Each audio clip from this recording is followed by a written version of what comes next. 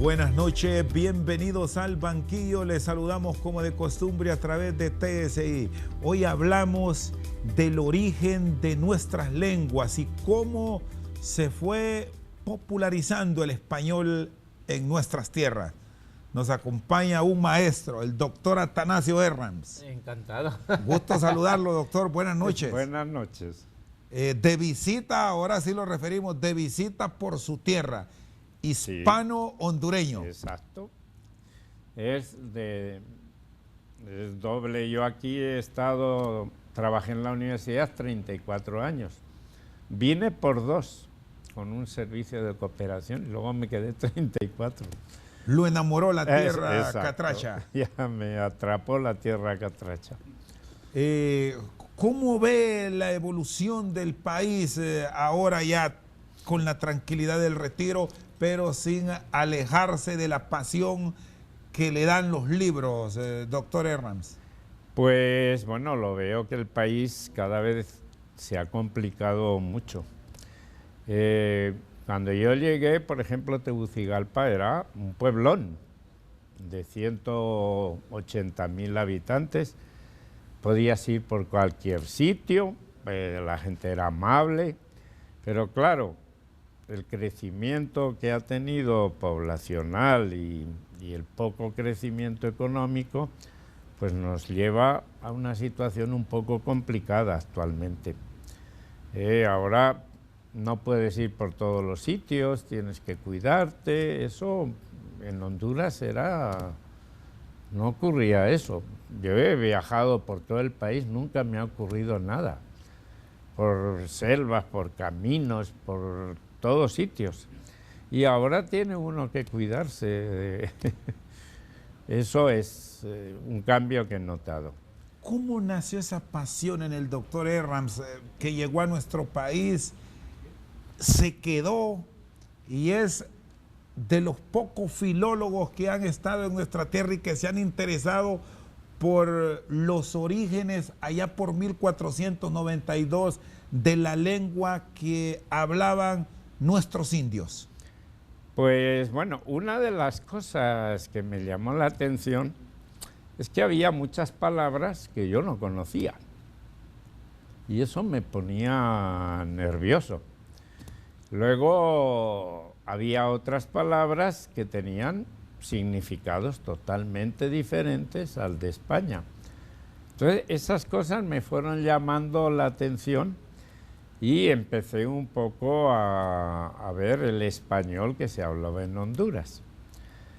Y luego las lenguas, sobre todo el náhuatl, que no es una lengua que se hablara en Honduras, pero que tiene más términos que ninguna otra. Esas cosas me llamaron la atención.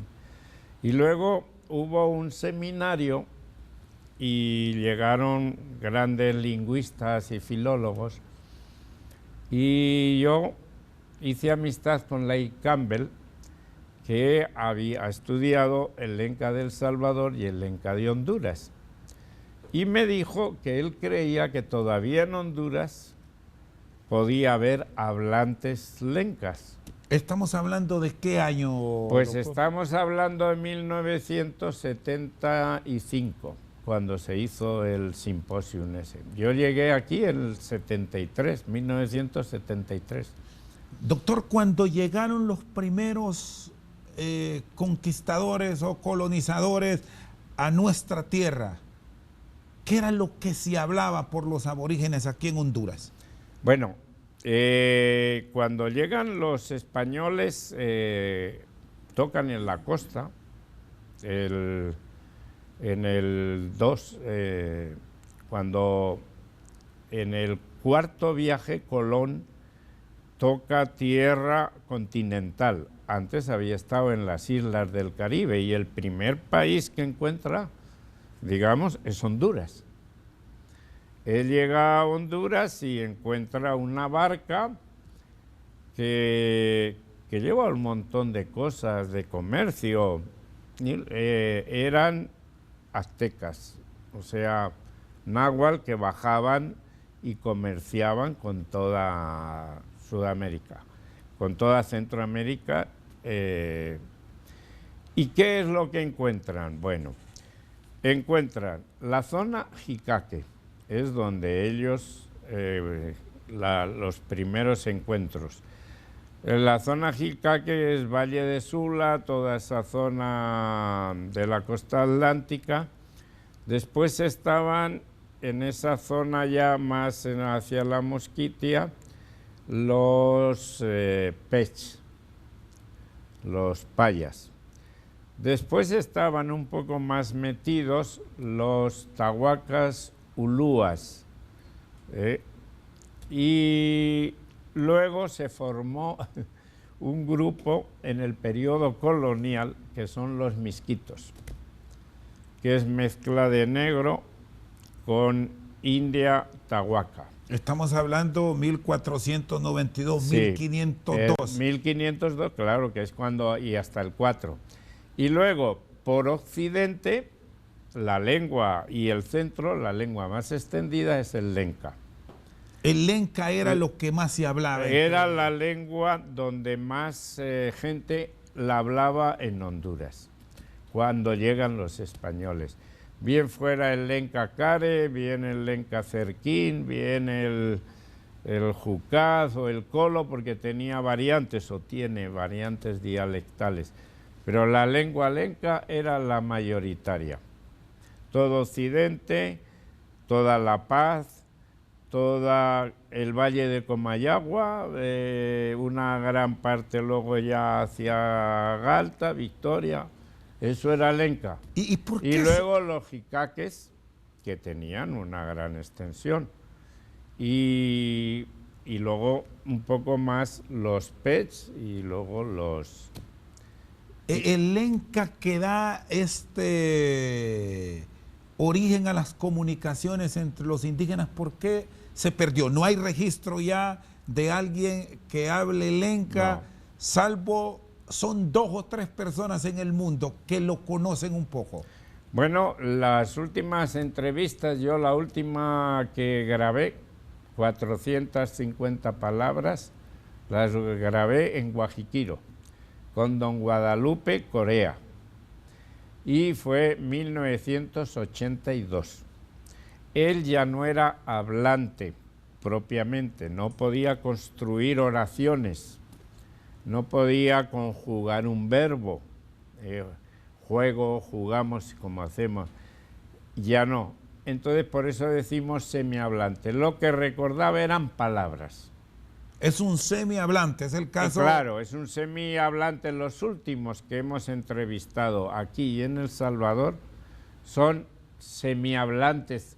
Tienen conocimiento de palabras, pero no dominan la estructura sintáctica, no pueden formar oraciones, me explico. Ese es el auténtico hablante y de esos no hay.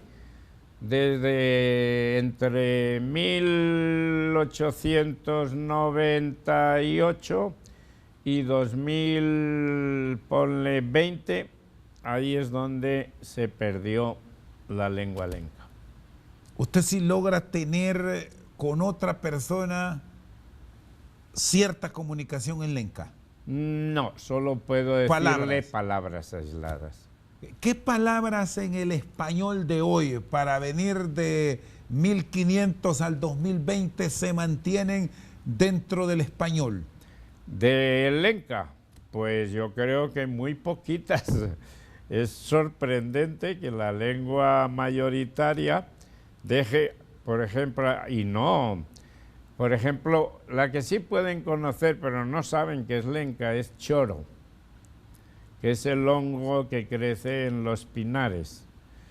Y que incluso hay aquí en Honduras un festival famoso, claro, que recientemente se llevó, exacto, muy típico de Intibucá. Bueno, pero nadie dice que choro es una palabra lenca, claro que es lenca, la más conocida. Luego, ¿qué puede decir? A la ardilla le llaman chura o churica en muchas zonas. Hay un árbol que todo el mundo le dice liquidambo, pero en Occidente tú oirás lesquín o isquín. Eso es lenca. Que es lenca. ¿Qué te diga yo? El último hijo que tiene un matrimonio le puedes oír en Occidente laxuro. Este es el lasuro o asuro, es decir, el último hijo, el secaleches. También tiene otra palabra náhuatl para esa, cumiche. Cumiche es el último hijo, pero es en náhuatl. Y lasuro es en lenca, el último hijo, o secaleches, que le dicen. Para que veas que hay pocas palabras. Los somos, esos, ¿cómo le dicen? Gallinazos o... Que crecen en el árbol. Que crecen en el árbol, que son rojos, que es una planta sagrada y la tienen los altares siempre los lencas, eso sí es lenca.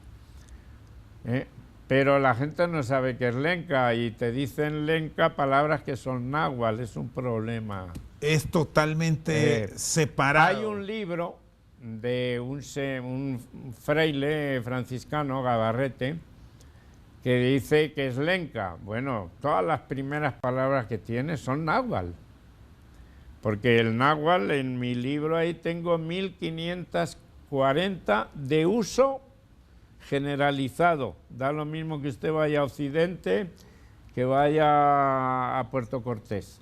Lo van a conocer o a su departamento del Paraíso. Doctor Herrams, el náhuatl que ya vamos a entrar a hablar de esta otra lengua es la que más tiene en el español, pero de lenca. Aquí tenemos una producción, sí. El lenca de Honduras y el lenca de El Salvador. O chilanga. O chilanga. ¿Cuántas palabras logró recuperar? Y que aquí lo tenemos. El vocabulario más grande que se ha publicado. Se han recogido todos los vocabularios publicados, más los últimos de grabación. Bueno, son 1480 palabras. Bueno, aquí vamos a intentar... Y en Honduras hay a veces de 10 pueblos, 10 comunidades recogidas. Aquí vamos a intentar leer algo. Un detalle, ¿se lee tal como se escribe o hay diferencia, doctor? No, solo la SH que se pone que es del inglés. Kinananay Cotan. Ahí tendrás la traducción. ¿Cuáles son los árboles del monte? Del monte. Esto es puro lenca. Sí. Illi, árbol es curioso, es Illi, el lenca de Honduras. En el lenca de El Salvador es sun, para árbol. De ahí viene sun zapote. Árbol, zapote es del náhuatl. Sun es del lenca. Entonces es zapote de árbol. ¿Sí? Bueno, aquí encontramos otra palabra, doctor Herrams, que de pronto es común para nosotros decir así, chancho de monte o cerdo de monte, sí, jabalí. Sí, jabalí. Este es náhuatl, me corrige, Cotan Mapip. Cotan es montaña y Mapip es cerdo de montaña. Cerdo de montaña. Es igual chancho de monte. Claro, cerdo de montaña. Napit es el náhuatl, en lenca es cerdo. Y Cotán es montaña, cerdo de montaña. Está con nosotros esta noche al banquillo el doctor Atanasio Herrams. Vamos a ir a una pausa, en breve seguimos conociendo un poco más de la historia de nuestras lenguas, muchas de ellas desaparecidas, entre ellas la que primera se habló en Honduras según estudios de un filólogo que fue el lenca. Ya regresamos. Por ejemplo, zopilote. Tú vas a cualquier parte de Honduras, nadie, bueno, en Occidente te puede decir cute, que es la palabra lenca. Que aquí en Honduras, por cierto, no cae muy bien cuando se menciona. Sí.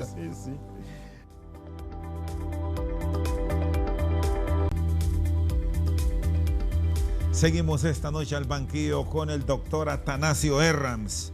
Vamos a terminar con el lenca para entrar al náhuatl. Bueno, O sea, está bien. hay unos signos que aquí es típico ahora que vienen las festividades de la patria, es decir, el himno en náhuatl, el himno en garífuna, que sí se habla, el himno en misquito, que se habla en pech, pero nos han presentado un himno en lenca. ¿Ya lo revisó, doctor? Sí, sí, ya hace... Yo dije que no lo iba a analizar hasta que no lo tuviera por escrito, porque oído cantando no se sabe dónde empieza una palabra y dónde termina. Pero finalmente me dieron el oficial escrito, con la firma del presidente y de un traductor, Sorto Romero, del español al lencapotón, que nunca se ha hablado el lencapotón en Honduras, sino en El Salvador. Pero bueno, aparte de esa barbarie, el himno no es lenca, ninguna palabra lenca hay ahí, solo una cuando lo leí, Cotán, que encima no es lenca, es del náhuatl, montaña. De ahí le voy a poner la dificultad que hay de hacer un himno en lenca. Tenemos un vocabulario, y ahí lo tienes, el más grande que hay, que se va a publicar. ¿Cuándo va a salir al público? En este año, a lo mejor en estos días, porque no lo sé, no he ido a San Salvador, es la Universidad de Don Bosco la que lo publica. Con ese auspicio se va a conocer más de lenca. Sí, sí, sí, es como es el lenca, y comparo el lenca de Honduras con el lenca del Salvador. Que tiene mucha similitud, doctor. Tiene, bueno, he encontrado 198 palabras que comparten, que son iguales. Por ejemplo, una ¿qué te se diría nos vuelva yo? común. Árbol, por ejemplo, para Sun, en Santa Elena y eso, árbol, ahí le dicen Sun, cuando árbol es Illi, en el resto de, ¿qué te diría yo? Tienen para bailar, es Ul, el lenca del Salvador es Ul también, UL. ¿Cómo se dice vamos a bailar en lenca? Bueno, Ulmali Guirán, vamos al pueblo. Y no Ulmali, sí, Umali, vamos al pueblo. Y Ulmali, vamos a bailar al pueblo. O sea, Ulmali Guirán, Guirán es pueblo en lenca. ¿Rescatarlo es imposible? No, ninguna lengua lengua que muerta. se ha dejado de hablar se ha recuperado, con muchos más registros, vocabularios, incluso derivadas del latín. Nunca han vuelto a hablarse. Bueno, ahora pasamos dentro de la evolución que se tuvo al náhuatl. Esto sí me dice, y aquí tenemos otro de los escritos del doctor Atanasio Herrams, proceso de nahualtización y nahualtismos de uso en Honduras. Sí, sí. Esto sí es mucho más común. Sí, es curioso.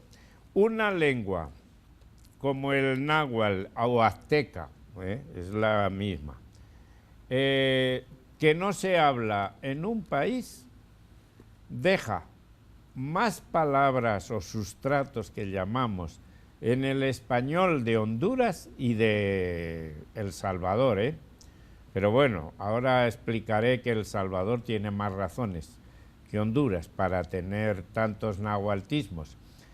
Entonces, sin ninguna que lo hablen, es la que deja mayor influencia en el español de Honduras y de El Salvador. ¿En qué zona de Honduras se En todas. habla náhuatl? Por ejemplo, zopilote. Tú vas a cualquier parte de Honduras, nadie, bueno, en Occidente te puede decir cute, que es la palabra lenca. Que aquí en Honduras, por cierto, no cae muy bien cuando se menciona. Sí, sí, sí.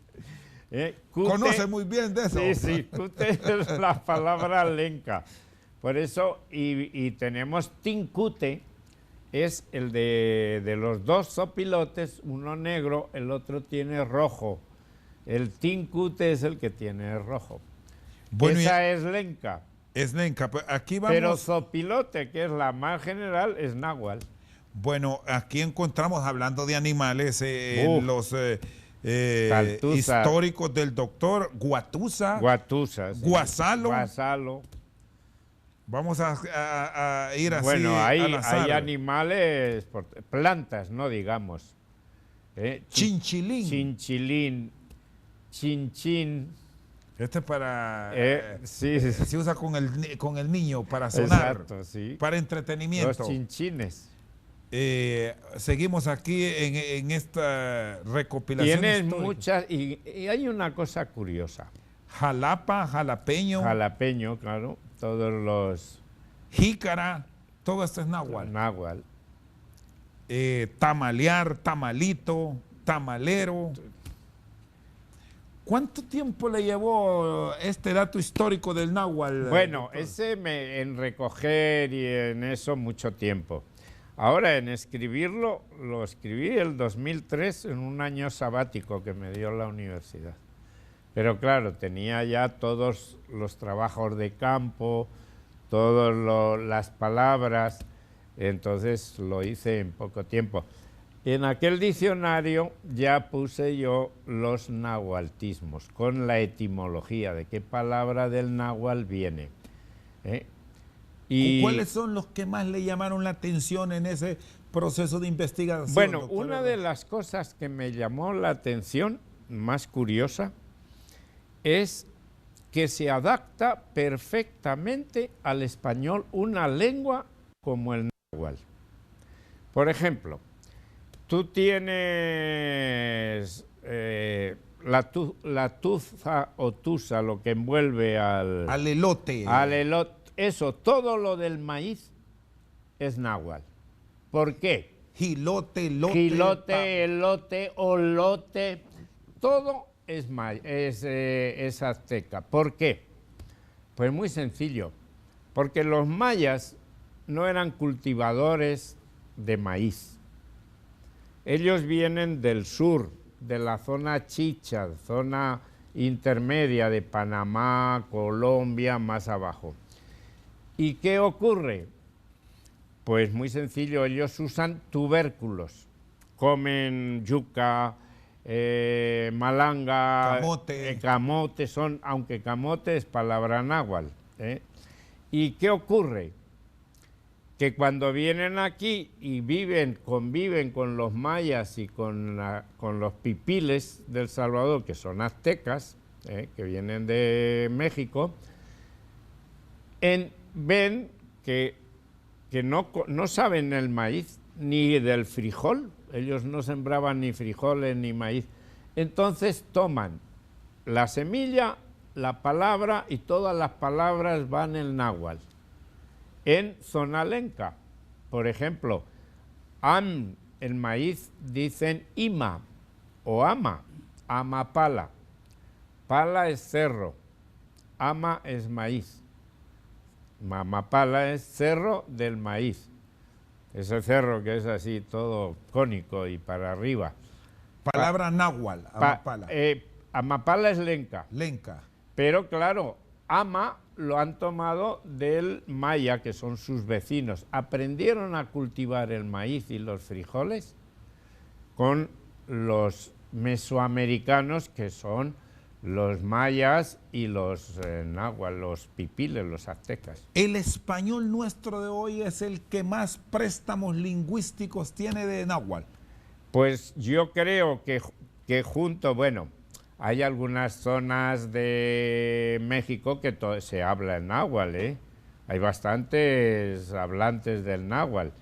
Del pipil hay 15, 20, pero 15 mujeres. En México se En mantiene México como una lengua. tiene miles de hablantes, o sea, no hay ningún problema con el náhuatl. O azteca, digamos. En Honduras. En Honduras nunca se habló. Ahora te dirá, bueno, entonces, ¿qué pasó? Bueno, primero, cuando llegan los españoles, los aztecas estaban en plena expansión y tenían en toda Centroamérica y en Honduras enclaves comerciales. Por ejemplo, Naco era una ciudad donde había hablantes aztecas náhuatl, que eran comerciantes. Naco Cortés. Naco en Cortés, sí señor. Cuando llega Cortés al lado de Trujillo, Papayeca y varias, él habla y se entiende con ellos a través de la traductora, la Malinche. Y dice, la lengua que aquí hablan, se refería a Papayeca y esa zona al lado de Trujillo, la lengua que yo traigo de Culúa, que era una ciudad de México, y esta de aquí es la misma, solo difiere en algunos sonidos y algunas palabras. Quiere decir que era una variante dialectal del azteca. Y se entiende con ellos perfectamente en Honduras, en las cercanías de Trujillo. Está con nosotros esta noche al banquillo el doctor Atanasio Herranz. Una pausa, en breve continuamos. Que español quedara solo para la nacionalidad. Y siempre se había llamado español desde el siglo XVI. Entonces le pusieron castellano. Castellano es una variante dialectal.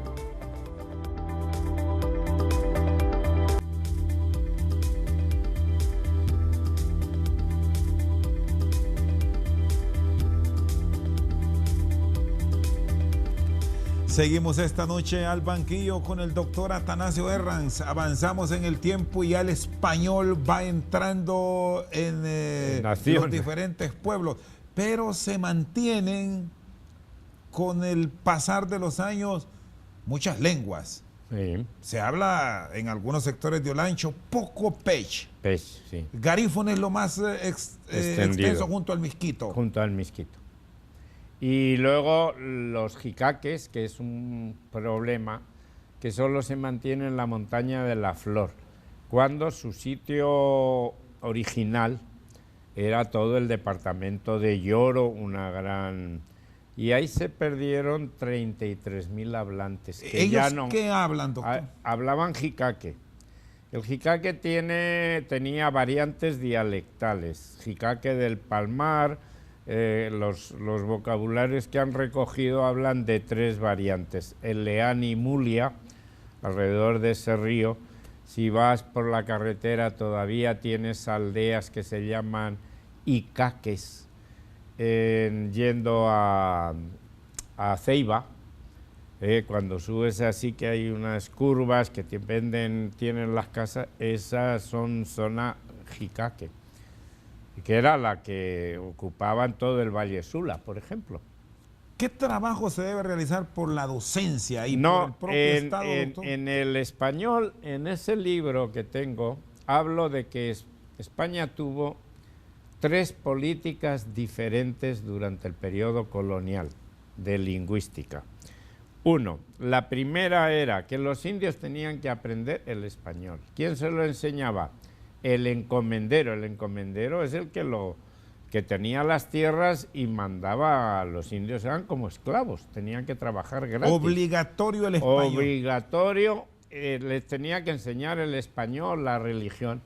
El encomendero no hizo nada de eso, los explotó y por eso desaparecieron todos los indígenas de Cuba, de Santo Domingo, de República de la Española. No hubo, se exterminaron por exceso de explotación. Luego llevaron indios de Honduras, de Guatemala, para cubrir esa baja. Entonces cambió la política y Felipe II dijo, bueno, ahora van a ser los frailes los que se van a encargar de los indios. Y crean los pueblos de indios, o reducciones, que le dicen también. ¿Ahí qué ocurre? Pues que el padre tiene que enseñarles la doctrina, el cristianismo y la lengua a los indígenas. Pero Después dicen los reyes que los frailes tienen que aprender la lengua de los naturales, según el pueblo que vayan. Entonces tienen que crear las cátedras de lengua en Comayagua, en este caso, que era el seminario. Y ahí les enseñan el lenca, luego los mandan 3 años de ayudantes de un cura para que aprendan bien y hablen bien, en este caso, el lenca o el pez o cualquiera de esos. Y actualmente, doctor, ¿qué trabajo realizar para el rescate, para mantener algunas lenguas que todavía se mantienen en el país? Y me gustaría que con su experiencia nos haga énfasis en el misquito y en el garífuna, que es lo que más se conserva en la actualidad.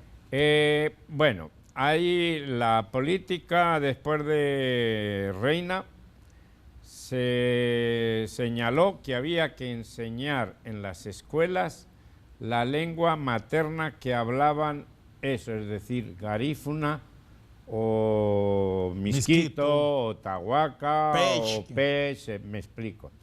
Eso no se ha llevado totalmente a la práctica. ¿Se puede perder, doctor, si no hay atención? No, son muchos hablantes, pero por ejemplo, el pech, el tahuaca y el jicaque sí corren peligro de desaparecer con el tiempo.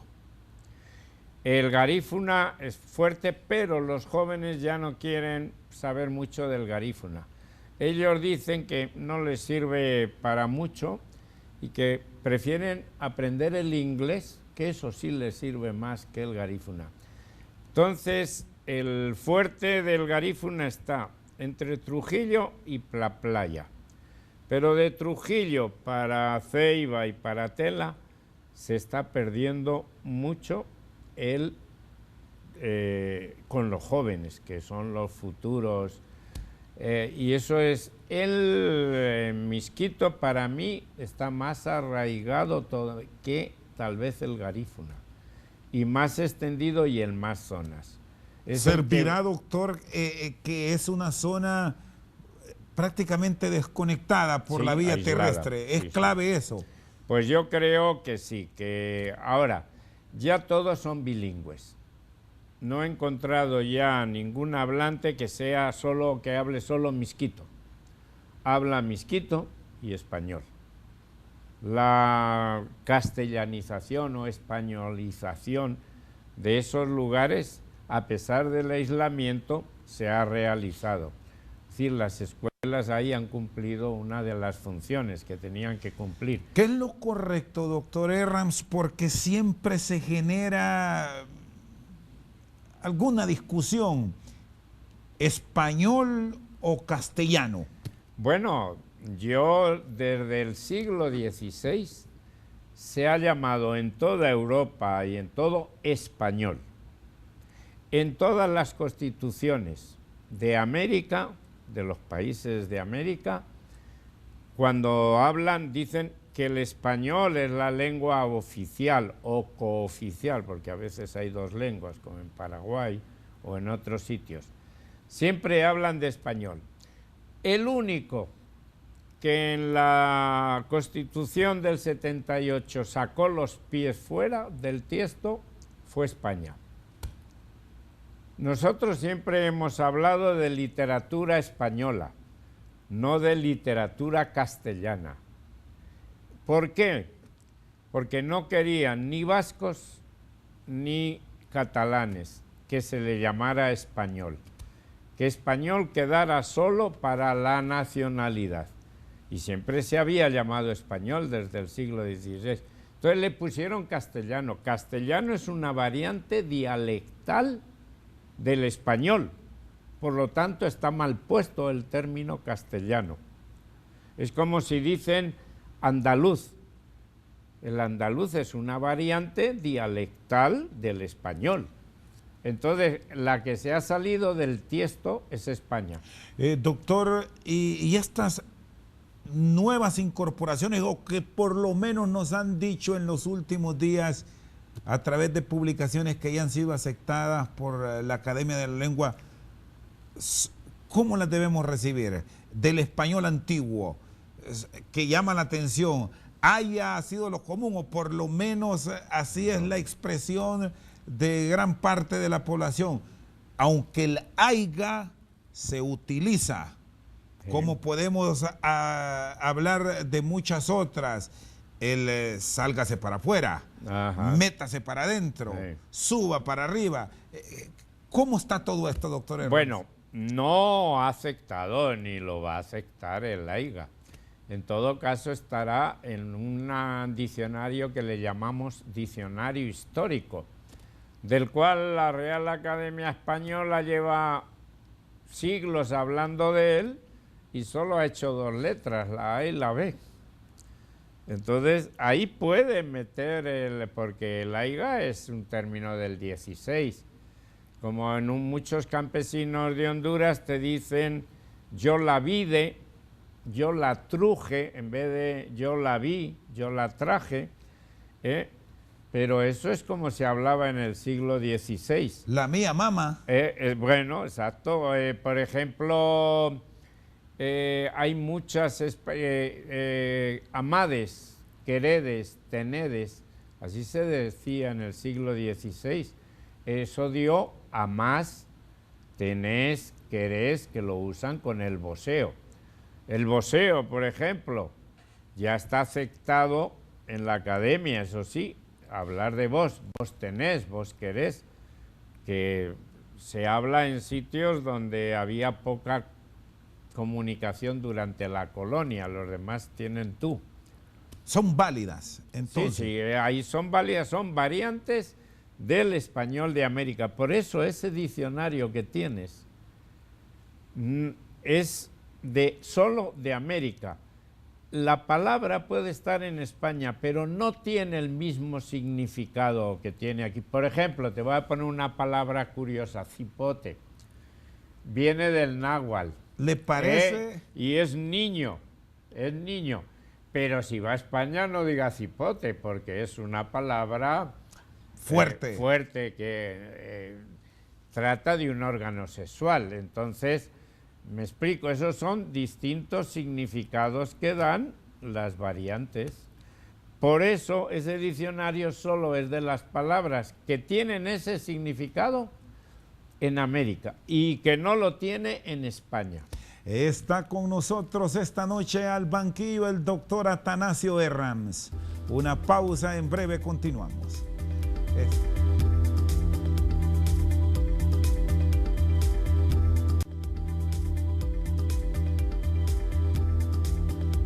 Seguimos esta noche con el doctor Atanasio Herranz, de su autoría, el Diccionario de Americanismos.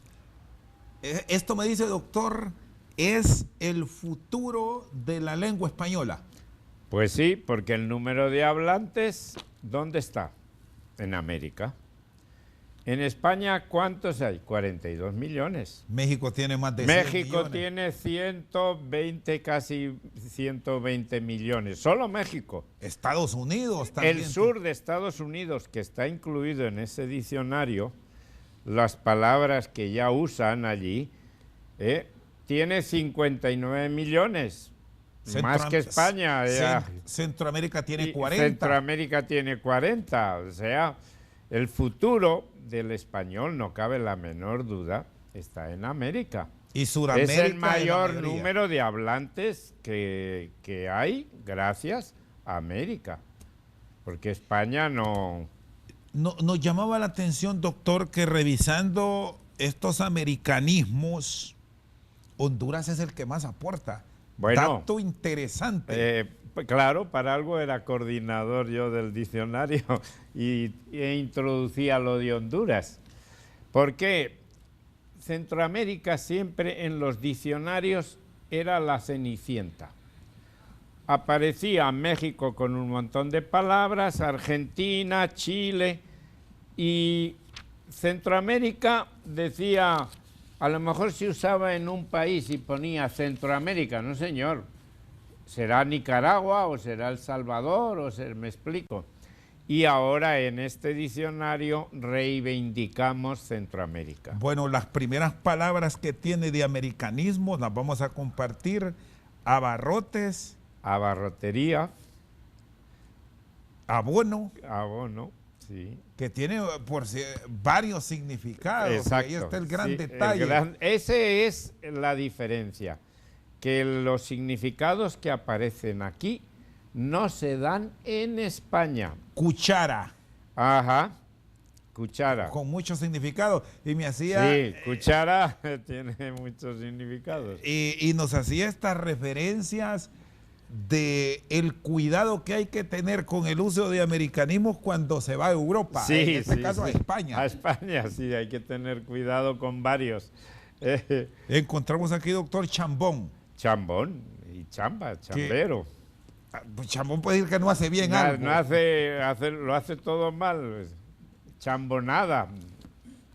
Droga, drogo, Hay drogadicción. Hay muchos términos estudiantiles, tenemos marcas ahí. Hay palabras tabú. Por ejemplo, en América o en Honduras uno no puede decir culo. Es una palabra tabú. Es un grosero quien la diga en el sitio que la diga. En España es Y en común. España lo dice todo el mundo. Le voy a dar un azote en el culo a este niño o a tal. Y en España culo es... Y aquí... Son titulares en primera plana en los medios. En América son tabú. En cualquier... Y hay otras que son tabúes. Entonces es la diferencia de uso de España. No es que, por ejemplo, que España es lo que la madre patria y tiene todo el derecho del idioma. No, no. El idioma es de España y de América. Y donde el futuro está y hay más riqueza léxica es en América.